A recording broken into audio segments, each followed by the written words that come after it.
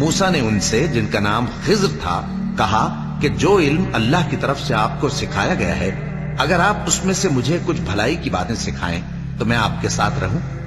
خضر نے کہا کہ تم میرے ساتھ رہ کر صبر نہیں کر سکو گے، اور جس بات کی تمہیں خبر ہی نہیں اس پر صبر کر بھی کیسے سکتے ہو؟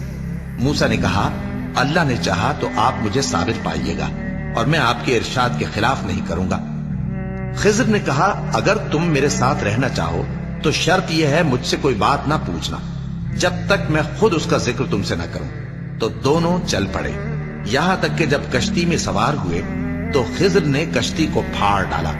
موسیٰ نے کہا کیا آپ نے اس کو اس لیے پھاڑا ہے کہ سواروں کو غرق کر دی؟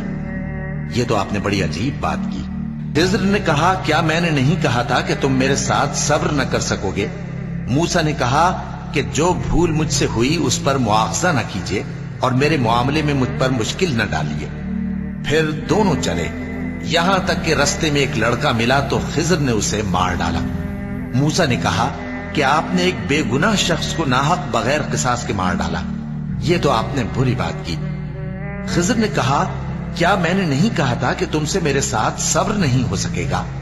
انہوں نے کہا کہ اگر میں اس کے بعد پھر کوئی بات پوچھوں یعنی اعتراض کروں تو مجھے اپنے ساتھ نہ رکھیے گا کہ آپ میری طرف سے عذر کے قبول کرنے میں حد کو پہنچ گئے ہیں۔ پھر دونوں چلے، یہاں تک کہ گاؤں والوں کے پاس پہنچے اور ان سے کھانا طلب کیا۔ انہوں نے ان کی ضیافت کرنے سے انکار کیا۔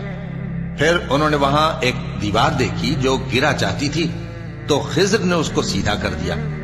موسیٰ نے کہا کہ اگر آپ چاہتے تو ان سے اس کا معاوضہ لے لیتے تاکہ کھانے کا کام چلتا۔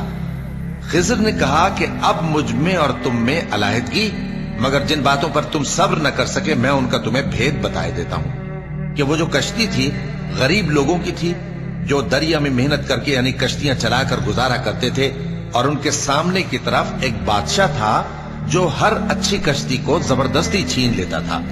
تو میں نے چاہا کہ اسے عیبدار کر دوں تاکہ وہ اسے غصب نہ کر سکے، اور وہ جو لڑکا تھا اس کے ماں باپ دونوں مومن تھے۔ ہمیں اندیشہ ہوا کہ وہ بڑا ہو کر بد کردار ہوگا تو کہیں ان کو سرکشی اور کفر میں نہ پھنسا دے، تو ہم نے چاہا کہ ان کا پروردگار اس کی جگہ ان کو اور بچہ عطا فرمائے جو اخلاقی پاکیزگی میں بہتر اور محبت میں زیادہ قریب ہو۔ اور وہ جو دیوار تھی سو 2 یتیم لڑکوں کی تھی جو شہر میں رہتے تھے، اور اس کے نیچے ان کا خزانہ دفن تھا، اور ان کا باپ ایک نیک آدمی تھا۔ تو تمہارے پروردگار نے چاہا کہ وہ اپنی جوانی کو پہنچ جائیں اور پھر اپنا خزانہ نکالے۔ یہ تمہارے پروردگار کی مہربانی ہے، اور یہ کام میں نے اپنی طرف سے نہیں کیے، یہ ان باتوں کی حقیقت ہے جن پر تم صبر نہ کر سکے۔